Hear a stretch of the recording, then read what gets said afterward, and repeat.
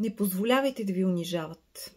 Когато хората започнат да ви унижават, а вие казвате: "О, толкова ли бе? Аз това колко съм го търпял, мога да изтърпя и още." Вие сте в изключително голяма грешка. Защо? Защото първоначално хората ви хвърлят срещу вас едно топченце с размерите на пуканка. Вие обаче го игнорирате. И това е голяма грешка, защото след това ви хвърлят топченце с размерите на снежна топка и то заледена. Вие отново го игнорирате. И накрая ви хвърлят огромна топка, колкото футболна топка.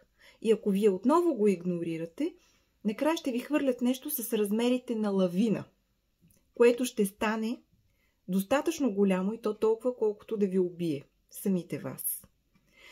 Така че имайте в предвид, че хората преди да ви се качат на главата, ви се качват на раменете. И ако не ги бутнете оттам, никога повече няма да успеете.